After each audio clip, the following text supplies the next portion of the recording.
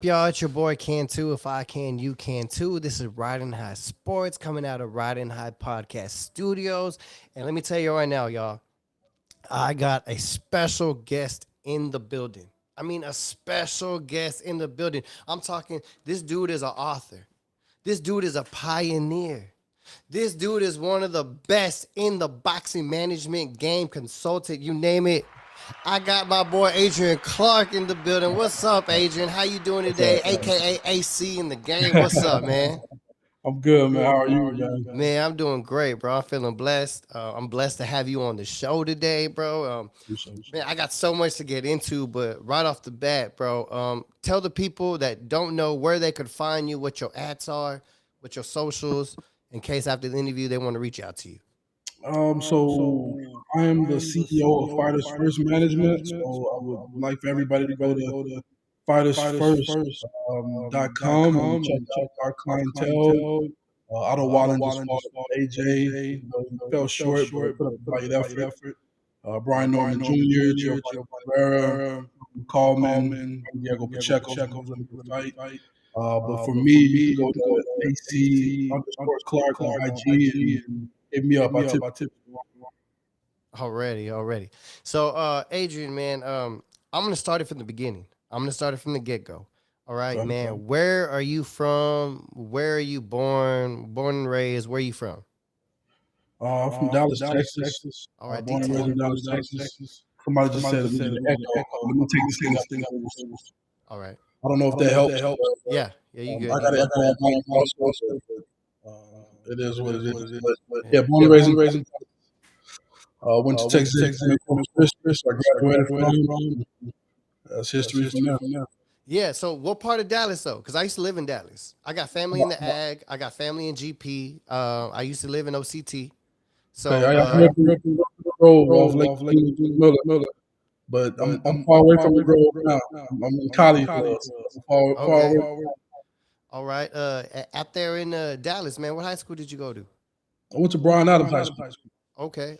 And Brian Eyes High School. Did you play any sports out there, man? You do Yeah, anything? yeah. I hooped at Bryan Adams alongside Jimmy Kirk, Kingsley Aiki, Chris O'Connor, Sparks, King, all my guys, man. That's what's up. That's what's up. So, playing sports in high school. What was your favorite sport to play? Oh, definitely basketball, man. Built a lot of camaraderie there. And, we had a pretty good team up there, led by Dominic Turner, who went on to play at A&M and professional ball overseas. So, basketball was. That's what's up, man. That's what's up. That's what's up. So, how did you go from there to you're an Islander, correct? Yeah, I am. All right. How did you go from that to go to A&M Corpus? How did A&M Corpus Christi even get on your radar? Well, Like, I went to 5 different schools, man. It wasn't just Corpus automatic. I went from Howard Payne University to Grayson County College to Ranger College to Eastfield College. Then there was A&M in Corpus Christi. So I've been around. okay.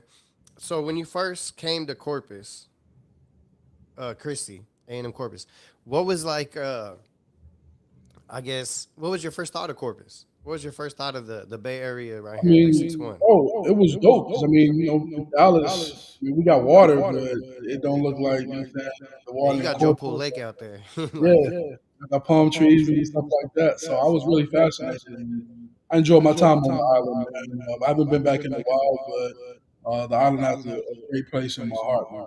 man, that's what's up. That's what's up. So while you're here at A&M Corpus, what did uh what did you decide to study? Like what interests you here? So I majored in a thing that had less math, least math, communication, Okay. and fell in love with it. And yeah, like I love speaking in front of people. I love negotiating things like that. So it worked out. That's what's up because that benefits you later in the long run. Yeah, it Um, definitely did. and then at A&M Corpus, man, I heard you played some intramural basketball in there.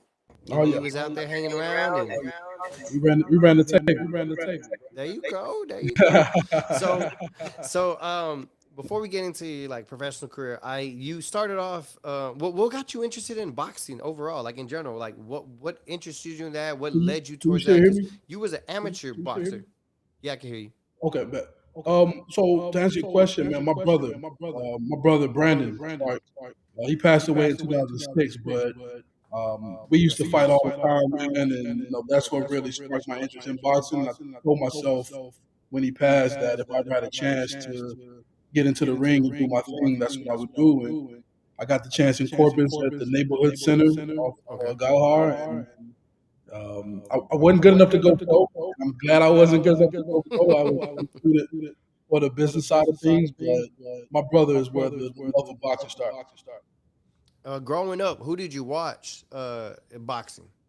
Roy Jones was the man Oh, when I RJ, was yeah, really Junior. watching boxing, man. HBO, super excited to watch a Roy Jones fight, man. So he was the guy that I really was a fan of. Okay, okay. Um, when uh, when did you start your amateur boxing career? 2007. Yeah, 'cause I Okay. was 21. 21 years old. So 2007, 2008, both Golden Glove tournament. It was dope. It was the greatest experience I probably had in regards to boxing, and it really Hmm. prepared me for the business side of things. Even though I'm not competing anymore, but I sit down and talk to another fighter and let them know that I fought before. I've been in. I've had to train and diet and shit like that. It's better respect from the guy that shared the ring also. That's what's up. How many fights did you do as amateur? Oh man, I only had two, bro. That's Okay, all. you That's only all had that two. was needed. you said two and I was done. Oh All yeah, in yeah. one. I tip my hat to anybody that gets in that ring, bro. But I learned my last fight that it wasn't for me. I ended up getting knocked out by Timothy Tipton, and I was like, yeah, I ain't go to school 5 years. What's the place for a living? I hear you. I hear you. Hold on one second, real quick. I'm gonna produce. Can you go into your audio settings and turn off the echo cancellation? Give me 1 second. Yeah, you good. Yeah, somebody told me the echo. Can you hear me? Can you hear me? Yeah, I can hear you. But I can still hear echo though. Yeah, I can hear the echo. I hear it. Even more now.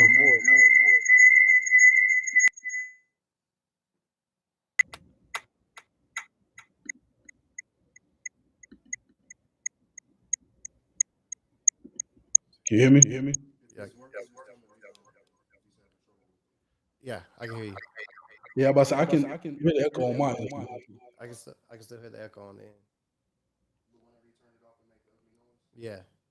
Nah, just leave it on then. It's all right. We'll keep it going. Let's see. Let me check mine. We go on this side. So how'd you like A&M Corpus? Love the island, man. Love the university. Loved everything about it, man. Oh yeah, you That's sound home. great now. Yeah.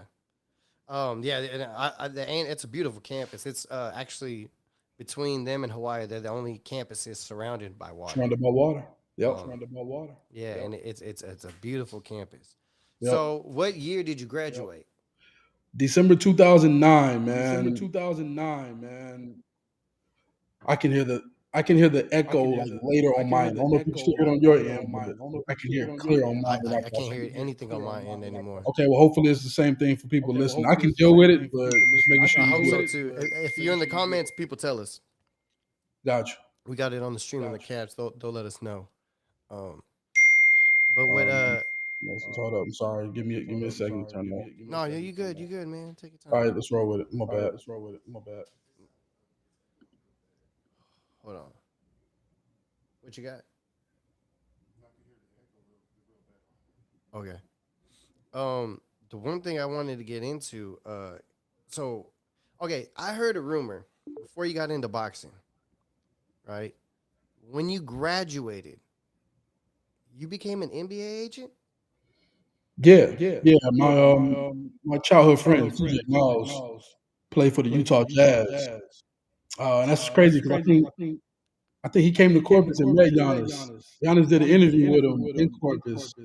I can't remember what year that was, but yeah, man, 2012, I think that was. I was like 24, 25 years old.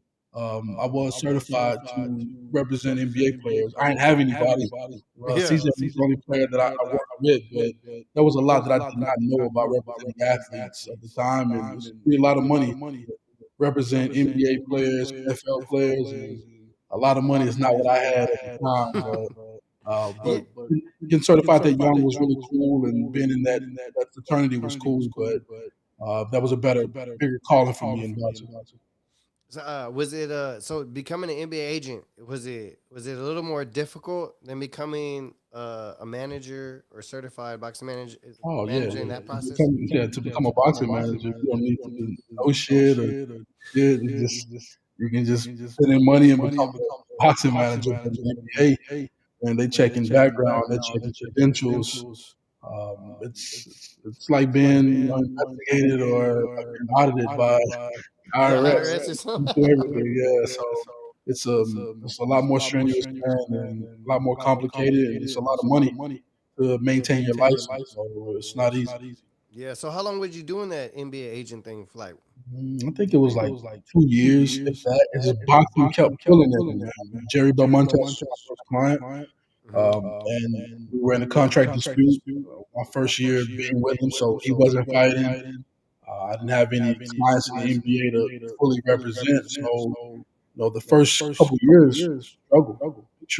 How did you meet Jerry? How did you get a like? How did that whole process go? Because I also I heard a backstory behind that, but Yeah, I so want to ask you how you met him.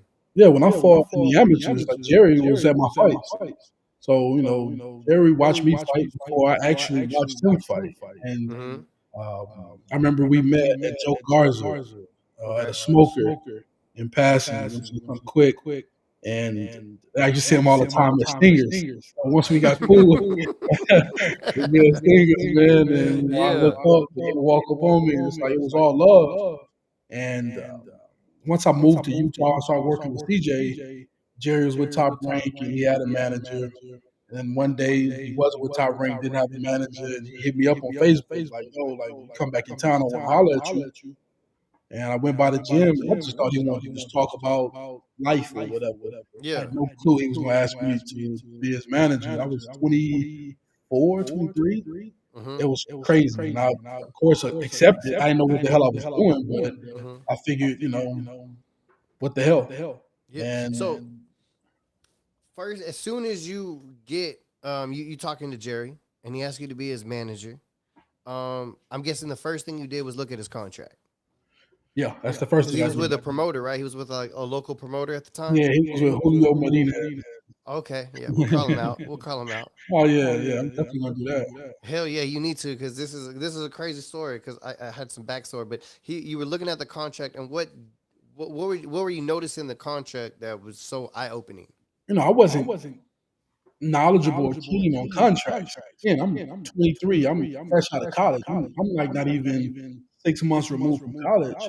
But just going through the contract, I'm like, bro, this doesn't make sense. Like your minimums for an 8 round fight or a 10 round fight, like $2,000. I don't have to be an expert to know that that's extremely low. And some of the clauses and extensions just didn't make sense, even for a novice, experienced boxing manager. So I tried to hit Julio up, tried to reconstructure, but he wasn't trying to hear that shit.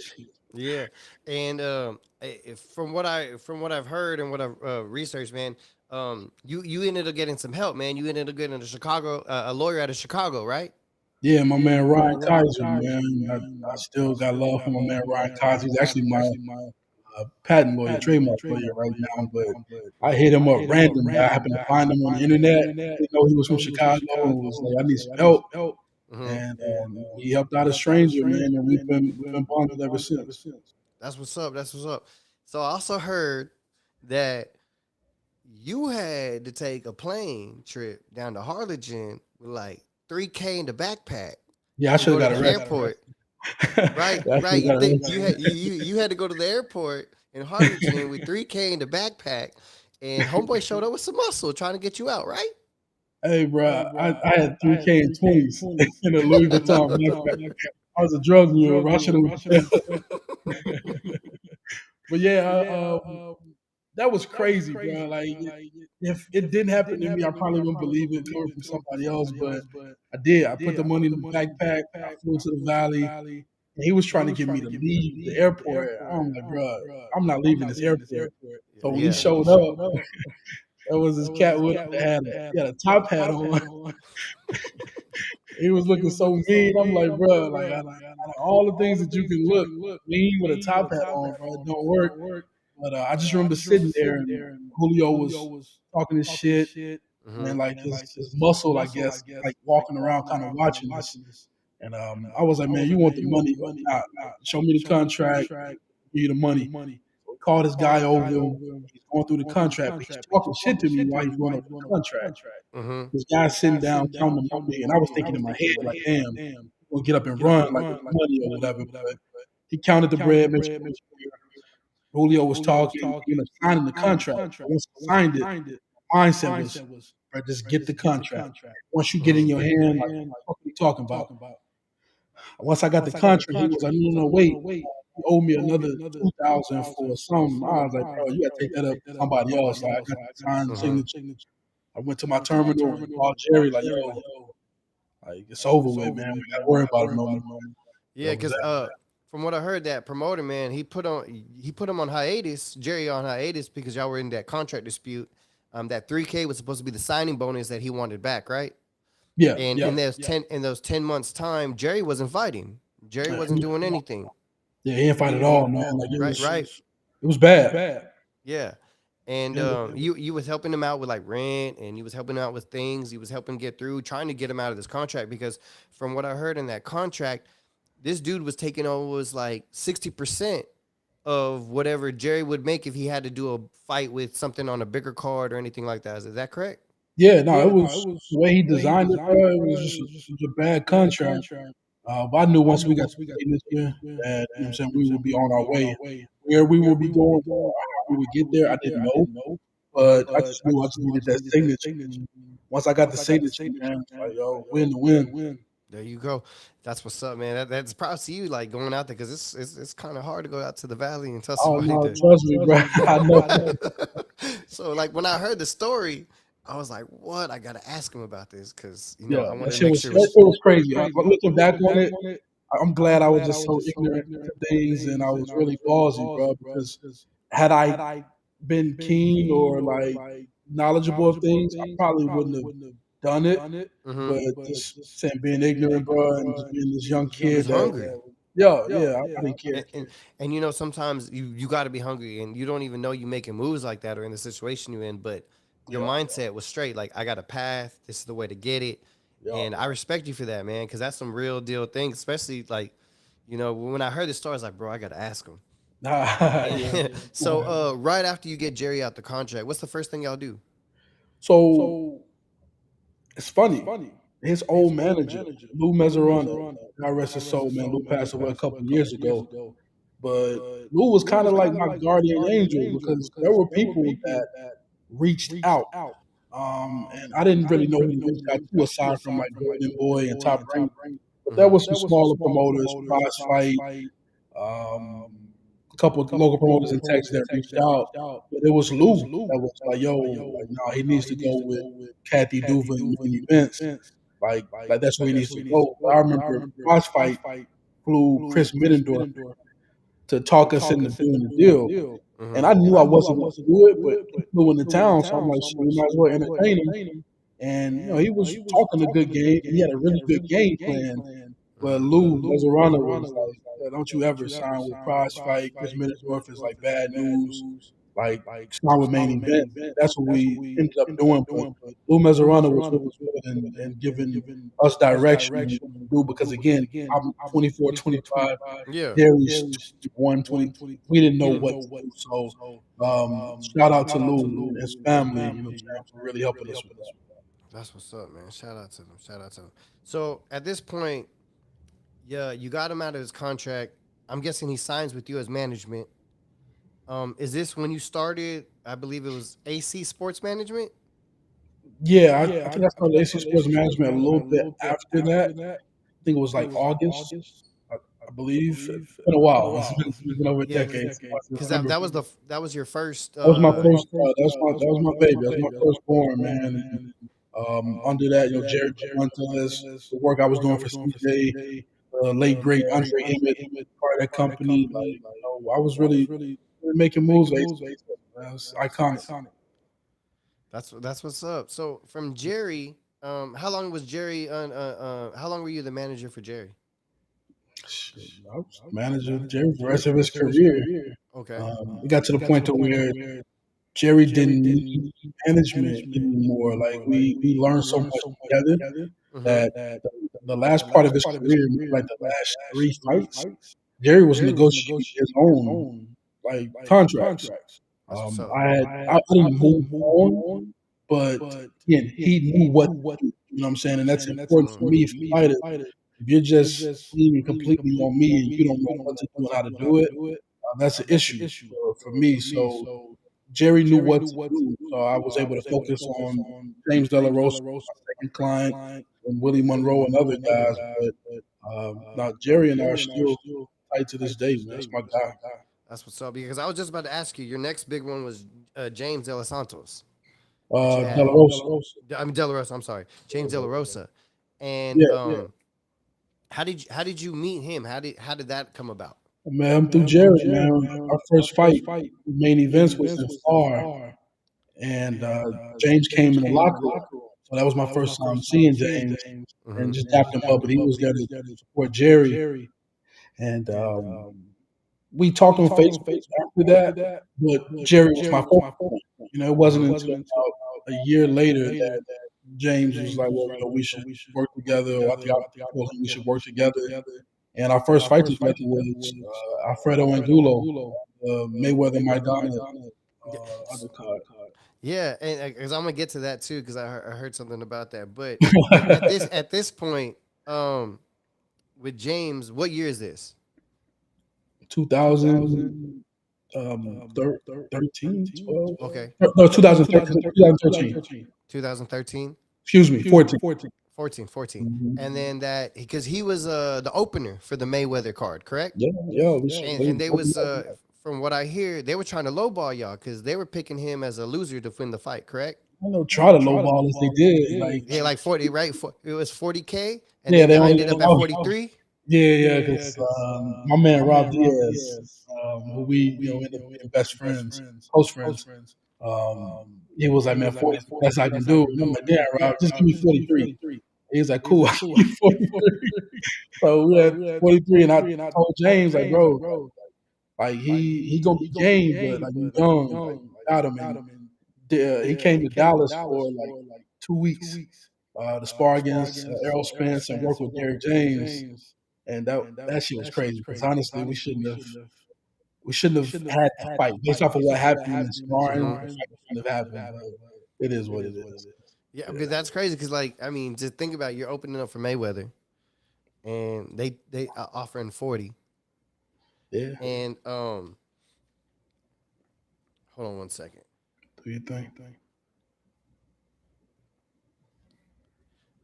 Okay, we're gonna finish this real quick, and then we're gonna try to fix that echo. But You good? they threw you 40, you countered with 43. They said it was okay, so obviously they could go up a little. And then James went out there and did his thing. He won the fight, Yeah, got a good upset win, man, and I right? think we probably had them in the fight of the night. And yes, he got a big opportunity from that, but yeah, that was a crazy night. Like, it's kind of a blur.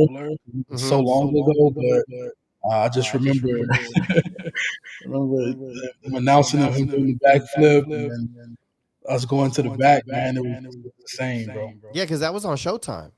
Yeah, Showtime pay Yeah, per on view. Showtime. It was big time. He was in the bag. I seen you, man. I saw the things. He was a Showtime. That was huge. That was Yeah, big. it was dope. But we're gonna take a second real quick. My producer right now. We're gonna see what's on with this echo. Just give me 1 second.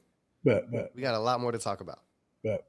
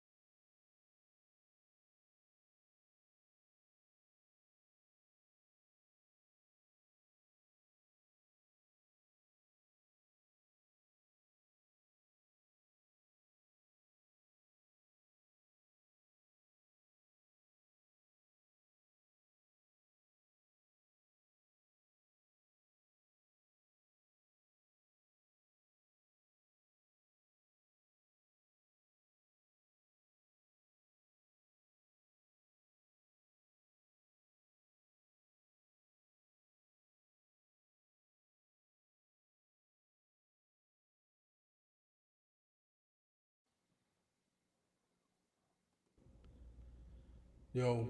All right, Adrian. All I right, see now I now. can I hear hear, echo I on hear your an end. echo. I'm hearing a hella echo. Yeah, that's on me. Let me turn this off on my end. Okay. That's what happens when I cut off echo.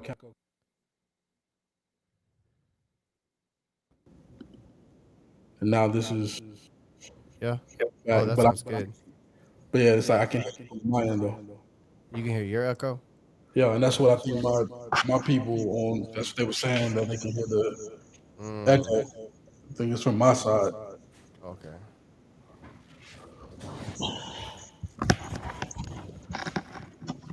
This is what happened when you do live, Yeah, but it's okay. It's authentic. I don't know what was up, but as far as like my phone, I was using my phone for the shit, so I figured that would be better. There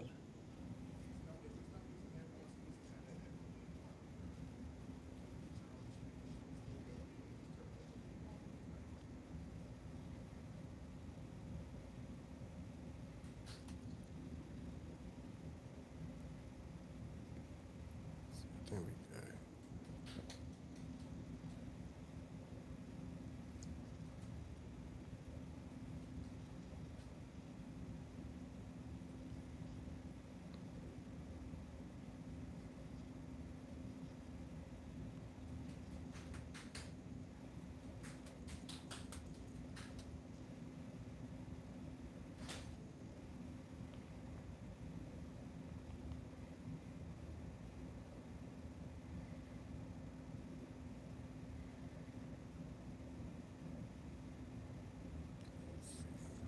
Say something.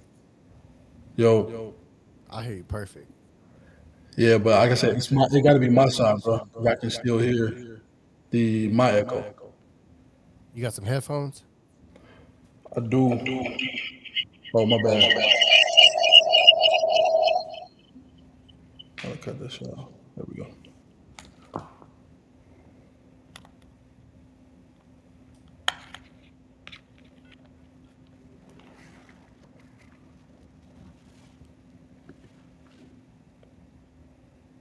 Test it on your side. Say it.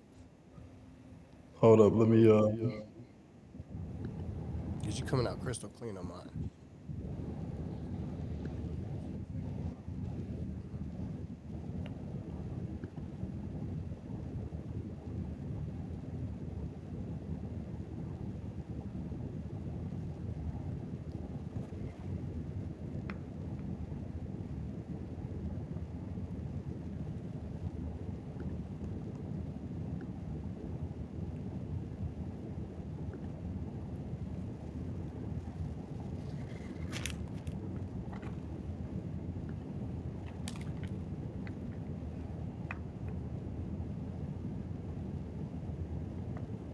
I haven't heard the echo at all.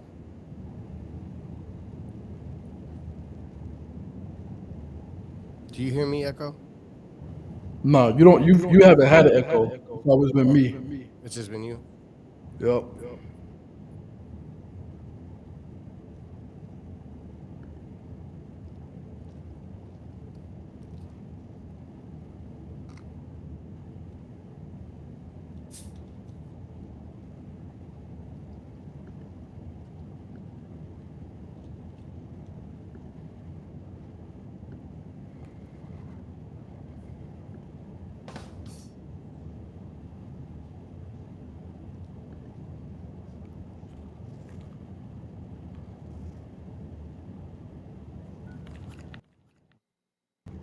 Yo, can you hear me? Yeah, I hear you perfect. Yeah, but shit, like I said, I You can still still hear hear the the echo on echo your side? even in my headphones. Mm.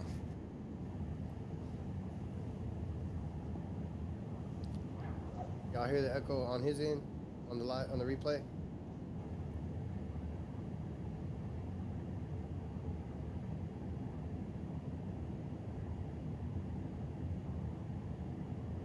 Say something. Yo, yep, I can still hear the echo. No, they don't hear no echo over here. Okay, well, if they don't hear the echo, I'm like I said, I'm good with it. Yeah, I'm It's fine, just man. I was just getting into it. Yeah, it's good. It's good on the playback. I bet. Sorry, y'all. Live technical good. This is live TV. Just I mean, it's like ESPN, but right in high Right. sports. That's all good. All right, so we're going back to James De La Rosa. He was just opening up for Mayweather. They Yeah. lowballed y'all with 40. Y'all countered with 43, and then he did the upset. It shocked everybody because supposedly, let's be real, it was in the business. It was they hired him to lose the fight. It was just for him to go up there and most likely lose, right? I mean, that's what they was hoping for. They hoped that Yeah. Fredo was, going to be on that day and knock James out as he knocked out many other opponents. So I honestly don't see it as a low ball because it's like, no, what were we really expecting? I get it. It's a Mm-hmm. Mayweather I fight got you. and things like that, but James wasn't a huge draw. You know what I'm saying? Mm-hmm. Alfredo was. So was it low for pay per view back then? Hell yeah, it was. But the situation, the position that James was in, no, you know what? That was the right amount for us to get the opportunity to go do work because somebody else would have took it for less than that. You know what I'm saying? So it Mm-hmm. was a good move. So that's what's up. That's what's up. Okay. So you doing that? What's the next thing y'all do with De La Rosa? He fought what's my man's name? Tall, lanky dude, Hugo Centeno, Okay. with the co-main event on HBO, and I think Gabe Rosado and David Lemieux was Mm-hmm. the main event because that was David Lemieux's debut in the U.S. and it was the first fight at the Barclays Center. So James ended up getting hit with a good overhand right, bro, and shit stopped him. Which we walked on the treadmill early that day, and I was like, bro, like Hugo can't punch, so at least we know he not gonna knock you out. Mm-hmm. Put on a good fight, you know what I'm saying? Give him work. Win, lose, or draw, bro. We'll be back. And I'll be damned if he threw an overhand and he clipped him. Just caught him connect. This was his connection. He Yeah. just got it. Yeah. It happens. Okay, so how long at this time? What year is that? 2000, December 2015. Okay, 14. 14, 14, and then you go into the 15 year, but then you start, I guess, you start preparing yourself, or you start getting ready to do your book, protect yourself, Nah, that Protect Yourself, that was my second, but that was 2016. right? So what was your first Yeah, I book? was I was writing my first book titled A Mm-hmm. Guide for Young Entrepreneurs. Mm-hmm. I wrote that most of 2015, Okay. then I didn't put it out until 2016, Okay. and then February of 2016 Mm-hmm. when we were supposed to fight David Lemieux in Canada. Me and Bernard Hopkins met. Rob Diaz introduced us, and I had thought of a concept called "Protect Yourself at All Times," but it wasn't a book at the time. Mm-hmm. What it was I wanted to do like a symposium, Okay. something where we brought all the fighters together, and Rob told B Hop, and then B Hop and I met in Canada. But he was like, "Yo, I'm gonna come to Dallas and holler at you." So he came to Dallas for about a day and a half, and we talked about the entire concept, things of that nature. And I mean, honestly, nothing came from it. It was a lot of talk, Mm-hmm. but nothing came from it. And I was sitting at the crib one day, just kind of going over things, and I was like, "Damn, like this is more of a book than anything." So it took 2 weeks. So I wrote the book in 2 weeks and put it out a few months later, and like that was what it was. So I heard that you also got inspiration from Biggie and the Ten Crack Commandments to do Yeah, yeah. A protect step yourself. Is by that right? step booklet for yeah, Right? yeah, Yeah. yeah. Is Like that yeah, correct? step by step booklet for me to get. That's when I thought about that line. I'm like, bro, like that's what I'm doing. I'm giving them a step by step booklet for them to get, you know what I'm saying, their game on track and not their wig pushed back. That's Yeah. Biggie, you know what I'm saying? Yeah. So Yeah. that's why I did it. And I don't think people will really appreciate it probably until I'm dead. People love you when you're dead. So I think once I die, people are going to really appreciate protect yourself at all times and what it does for not just pro fighters but amateur fighters, their parents, all that, because it's still a business that most people don't know shit about, and that still is set up to take advantage of the talent. So, yeah, Yeah, because let's be real. So from what I've read and what I've seen on the books and everything, it's a bestseller. By the way, people, it's a bestseller. My yeah, boy Adrian Clark AC right here, a bestseller. And on your protect yourself, you really teaching game. You preaching and you teaching game to these fighters about how to protect themselves, not in the ring, but business side.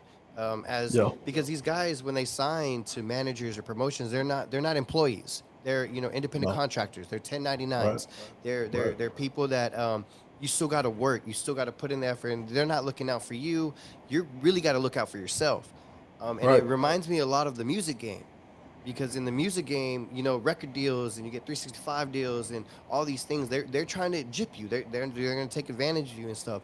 And one thing that I really liked and I really grasped, and it just on a personal level from the entertainment and music side, is how it's set up with boxers and managerial percentages, where I believe you said if it wasn't for what's his name 1954 the basketball player Bob Cousy. Bob Cousy. Bob Cousy is the one that went to the association and started, demanding things and having like some type of union. And it's like that in all professional sports with like MLB, NHL, everything. Agents or managers, they have a cap of 4%, correct? Yep. It's 4%. And you are really telling people that in the boxing, man, most managers taking up to 33% right off the top. Oh yeah. Oh And then yeah. on top of that, you got to give another 10% to your trainer. So you losing Yeah. 43%. Not to mention you got your cutter and everything else. You by the time it's all said and done, you had a great analogy in protect yourself about it. Let's say it's $1 million, right? Out of that million, you already got to do 33% to the manager. So you already Yeah. losing 330,000, 333,000. Then you got to Yeah. do another 10%, Yeah. right? And then you got to 100. do everything else. And before you know it, you making less than half a mil off that. Yeah. Especially if And taxes come into play. yeah, and then you got taxes. This is all before taxes. So Yeah. I really gravitated in your book and in your teachings about that. That is something that's very similar to the music industry, where record labels will take advantage of your likeness, your demeanor. They take all that money from you. You don't see any of it, and Yeah, that's but what I at think. least, and I'm not justifying it, but it's just, you being more knowledgeable of things helps you understand that everything is negotiable. Because, with the music industry, if the label is putting up money for studio time and you spending 12 hours in the studio, but you're not paying anything, it's like you think that's free? No. Like certain questions that the artists and the fighters don't ask in the beginning. Like all the right questions have to be asked in the beginning, and I feel that protect yourself at all times puts you in the position to ask those questions. If someone's paying for flights, hotels, giving you money, bro, it's a tab. So it's like you have to be clear on when people offer things or say we can do this for you. You gotta ask, like, is this a gift, or are you looking for me to return this to you? Like it's something as simple as that, but the fighters don't understand that. They feel like, and I blame the amateurs for this. They feel like they're kids, and so they can't ask certain things or they can't say certain things because they're gonna make someone mad. Like, bro, y'all beat up people for a living. Like, what is this old man gonna do to you? So, yeah, I'm just putting the information out there, man. And that's why I call you a pioneer. You Appreciate paving it. the way and you showing people this, especially with the book. And from what I've seen, you've been doing it before you put out the book. Yeah, Your man. interviews Yeah, and man. things, and I give you major props and I give you your roses for that because a lot of people don't do that, and that's just amazing. And Appreciate it. I talking the reason why I brought up the music industry is because you have connections on the music side that also mess with boxing. And you got connections with Jay Prince and Rap a lot, right? Yeah, Jay's the big homie, man. We met in a weird way, but How'd y'all meet?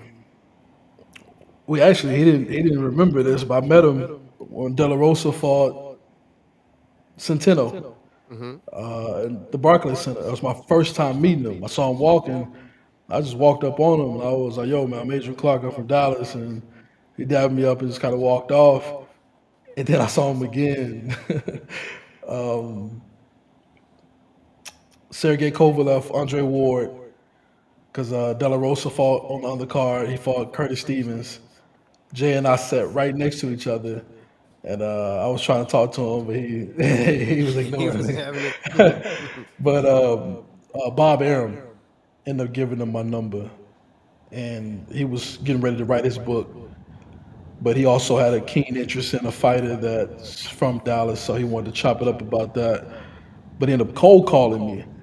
And what's funny about him calling me that day, I had just did some research on him and Al Heyman, literally that day.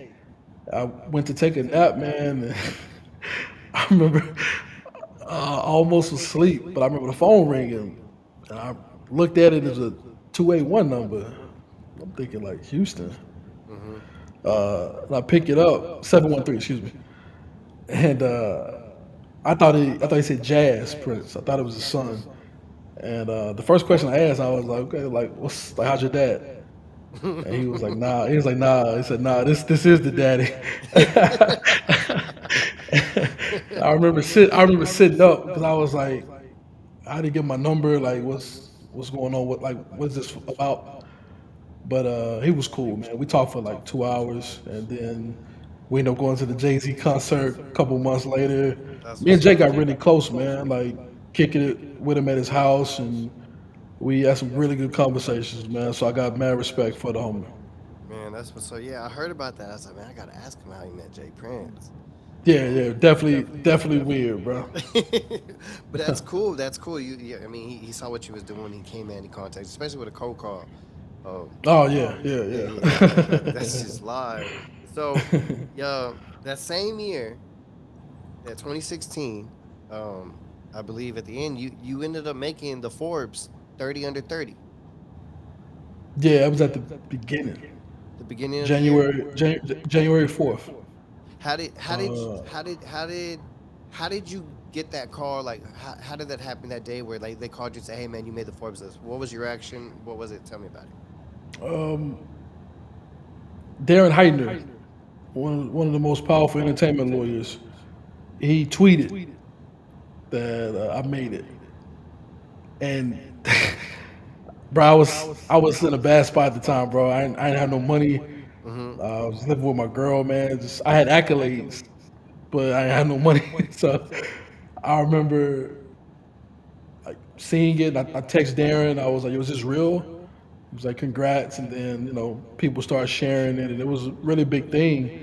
My girl ended up going to work. She was like, "What you gonna do today?" And I'm like, "Shit, I ain't got no money. Like I'm chilling at the house. What the fuck I'm Yeah. gonna do?"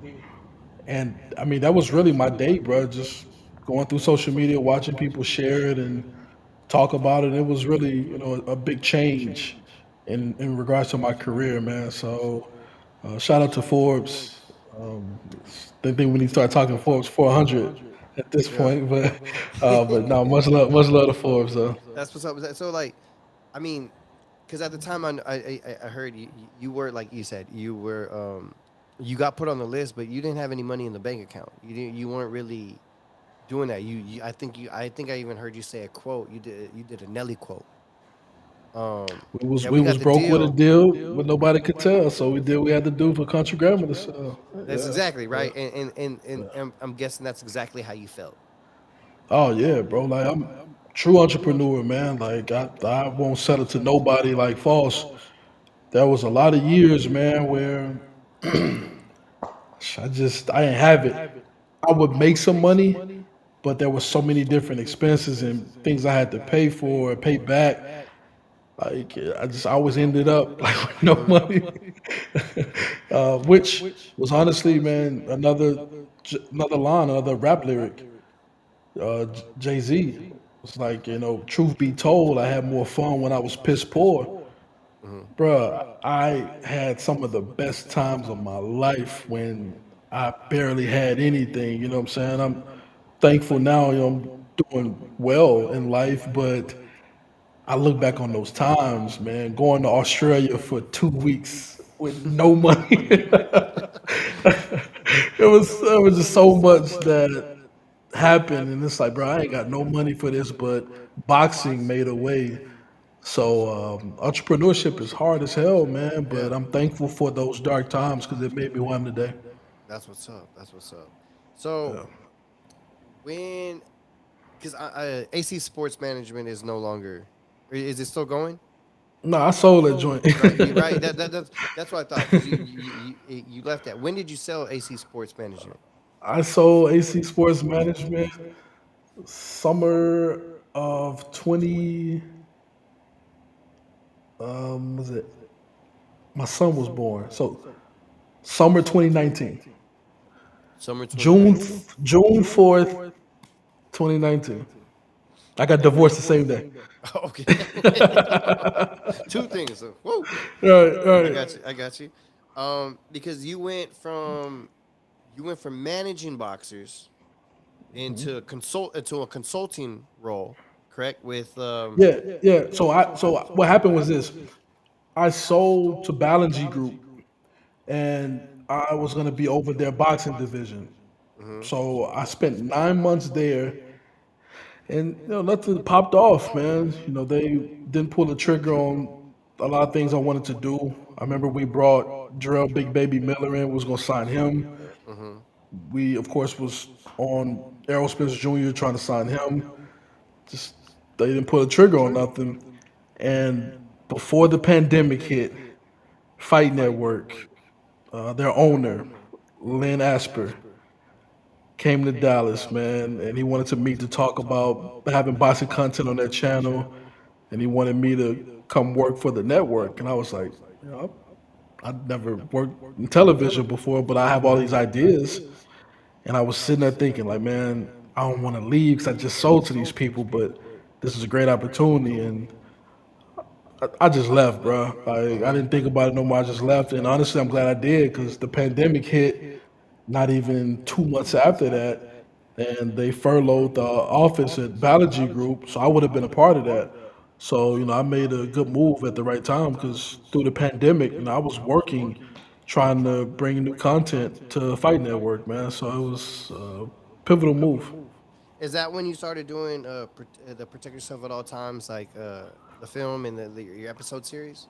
Yeah, so I did the 7-part series, and there was more things that we were supposed to do. It's just the pandemic messed a lot of things up, man. So like we couldn't really get the green light on the film that I was looking to produce, which I later funded myself and did myself. So we only did the 7-part series on Fight Network, and that was one of the last moves I did with them because things happened towards the end of my contract that shifted me in a different direction, which was better for me.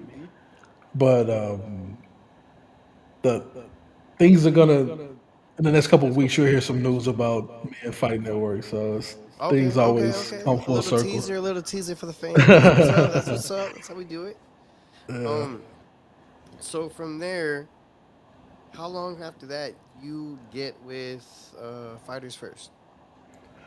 Yeah. So left left fighters. Excuse me. Left Fight Network Mm-hmm. and was just still consulting, man, just helping different people out. There was a company in Toronto that wanted to make a video game. I did some consulting with them.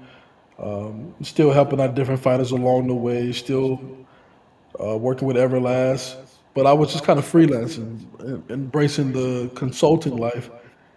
And one day I got a call, man, which I thought was just somebody fishing that wanted to just have conversation, but really not want to.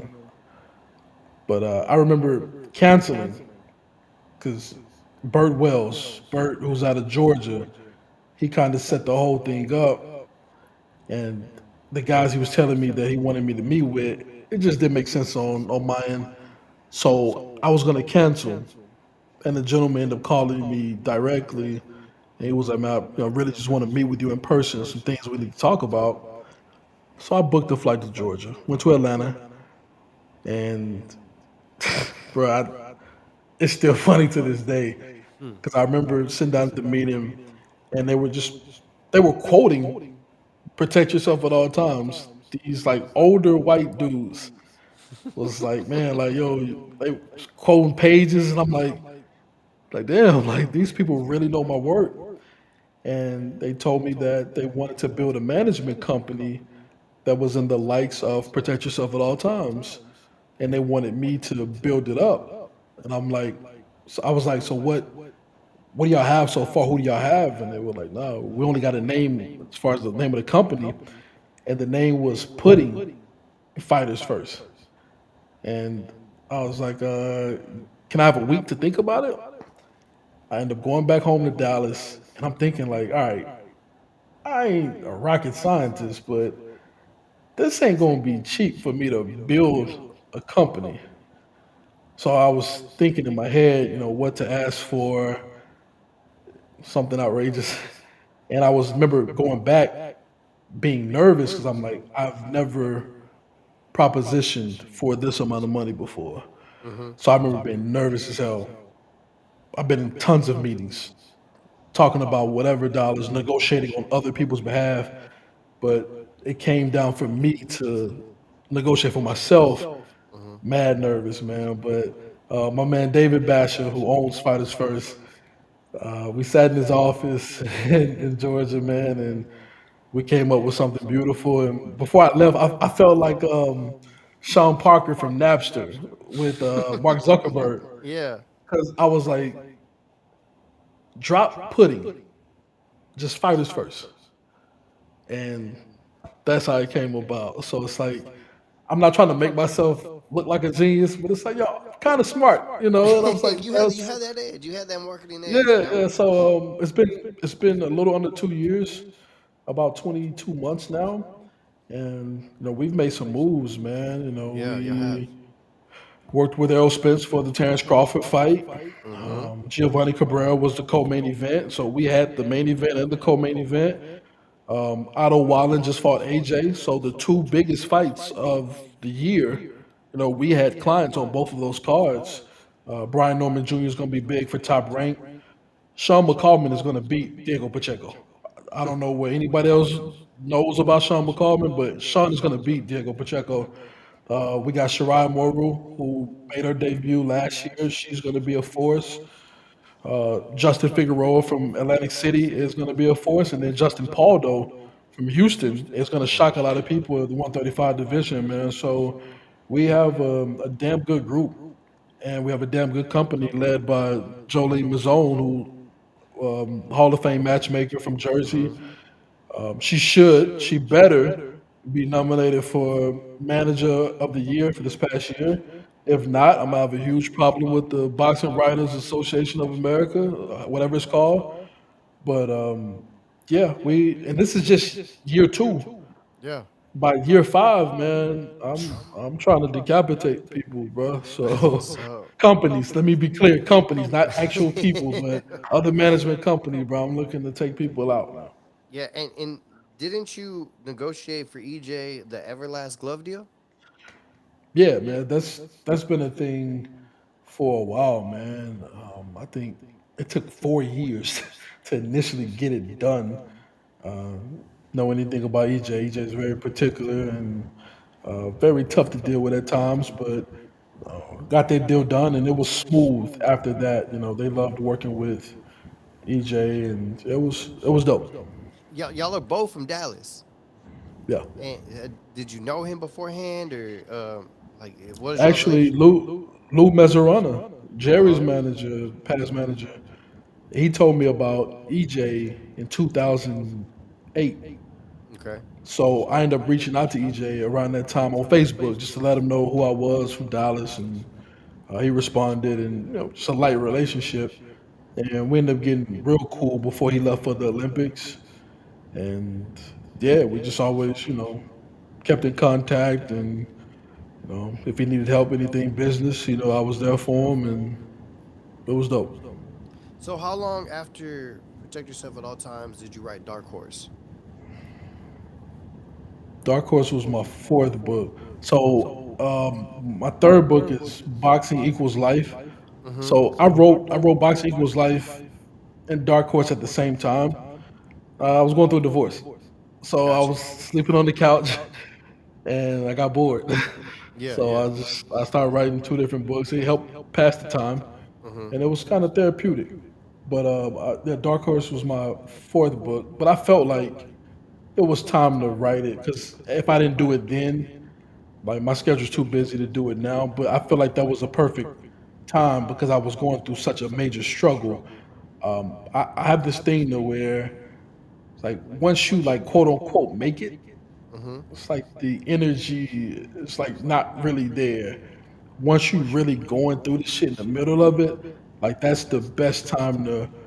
Nas has a song, and he was like, the artist that really suffers, like his stuff is the best because his heart bleed on his like his. I can't remember exactly what he said, but like the passion is there because he's actually going through it. And Yeah. if you read either of those books, especially Boxing Equals Life, you can really like see that or feel I was really going through some shit during that time, and it really shows in that book, man. So yeah, Yeah, man, you very talented, bro.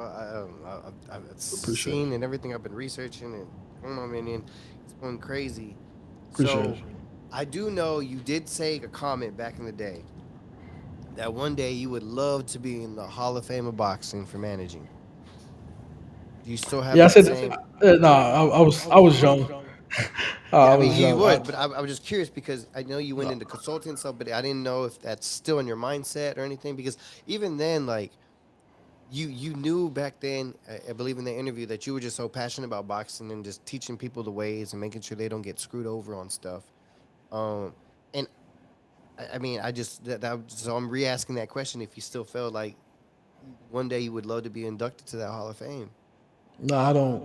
I really don't care to be honest. Like, much love to anybody that's in the International Boxing Hall of Fame and whoever votes for that shit. But man, I really don't care because I feel like my work in boxing speaks for itself. Mm-hmm. This is a century plus year old sport, Mm-hmm. and if I asked anyone, even if I asked you, name me one person that provided or created an educational system to help out the fighters in regards to the sport of boxing, who could you name?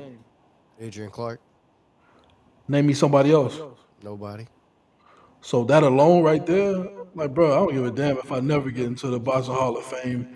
The history that I created myself is impossible to repeat. So they can have the whole Hall of Fame thing.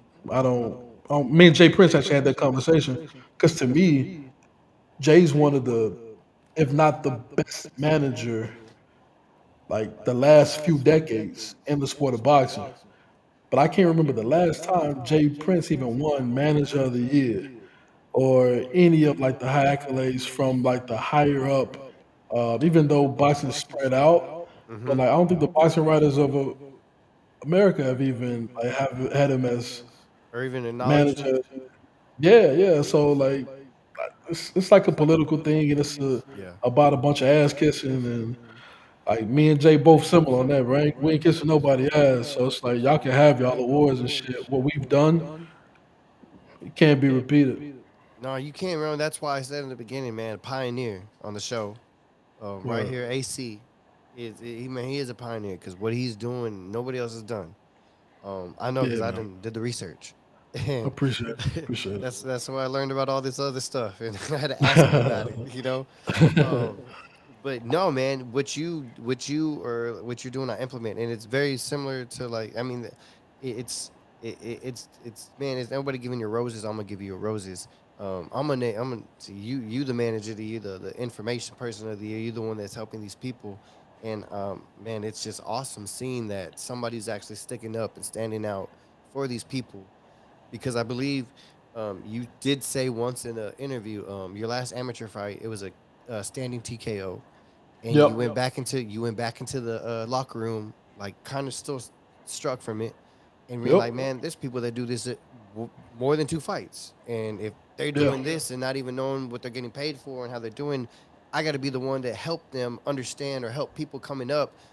Man, people are going to take advantage of you, and and you wanted to shine a light on that. And I Yep. believe in your career, you've done more than shine a light, man. You done been solarized and polarized everything with that thing, you know. And I mean, it's a great honor and it's a great privilege to even have this conversation with you, because what you're doing and what you have done and what you're going to continue to do is going to be monumental. And I I truly appreciate it. believe it just off researching you and reading things. And you still have, like you said, great more things to come. And you are going to be decapitating some companies. And I'm excited to see what you do, man. How you gonna be knocking them out. They're gonna be real TKOs. And so, what is in the future? What do the fans should know about anything with AC Adrian Clark? What do they need to be looking forward to? Man, I got a project that's coming out that's gonna probably shock a few people. I mean, I'm just an artist, man. I'm not a jack of all trades. Sometimes I like to think I'm a master of all things that I'm Mm-hmm. passionate about. But I got a project coming out that I'm not gonna build up. I'm gonna just put it out. Yeah. But it's outside of my wheelhouse. But that's been the last few years of my life. Like last year, I did hour special, like a dark comedy, like stand up, Mm-hmm. and it was based off of my book titled "Divorce Behavior." And yeah, I got on stage. I rented out the Granada Theater in Dallas. I got on stage and I did an hour. I'm not a comedian. I'm really not funny, but I was like, you know what? Let me just get outside of myself and do something that's totally like left field. So I'm gonna do it again with this other project, but fighters first is my focus for now. Of course, protect yourself at all times. I created the boxing manager certificate, which, if you're interested in becoming a boxing manager, I have a platform on teachable.com that can actually walk you through the ground level of what it is to be a boxing manager. Not just giving you a license and saying good luck, but actually letting you know what you need to know, what you need to do, and what you most importantly not need to do to become a boxing manager. So we actually had, I'm not going to name out, I didn't get his clearance, but all pro NFL linebacker just Okay. took the course Hey. to become a boxing manager. I'll be meeting with him on Sunday. Nice. But the boxing manager certificate is available on teachable.com. Go to Teachable and type in boxing manager certificate, and it's on there. And then I started this website for boxing managers called boxingmanager.net, and it's really just like a blog, but it also shows you a list of popular boxing managers that you could directly reach out to. And yeah, man, just really trying to bring this whole boxing ecosystem together. And then there's some things I can't speak about right now that you'll Mm-hmm. see in the next couple of weeks. You'll see the press conference or announcement, but things are moving, man. So just That's what's up. try to stay up. That's what's up. That's what's up. All right. Now I'm gonna ask you. Okay. You don't mention any names or anything, but this whole time you've been in this boxing career, what's the craziest story or the craziest thing you've seen, witnessed, or been a part of? Not it's not the craziest. I think the craziest was probably the situation in Harlingen. One of the craziest, but probably one crazy story is after we got the upset against Angulo, Mm-hmm. me and Virgil Hunter got into it. He was in the corner coaching, and I was sitting ringside. So I was talking a lot of shit. And after we won, kind of still talking a lot of shit. Mm-hmm. So we go into the locker room, and we're walking through the back, and we hype. You know what I'm saying? I'm young at the time. I'm super young. Like now, I'm not saying nothing, bro. I won't Yeah, quiet. yeah, But then I'm talking mad shit. Like yeah. it's crazy. So I saw Virgil and he was talking to someone, but their back was turned to me. So once I saw Virgil, I really was like, yeah, like man, they can't fuck with us. Texas in the house. Mm-hmm. I'm talking mad shit. The guy turns around and it's Al Heyman. he, they both just look at me, and I still kept talking shit. Yeah.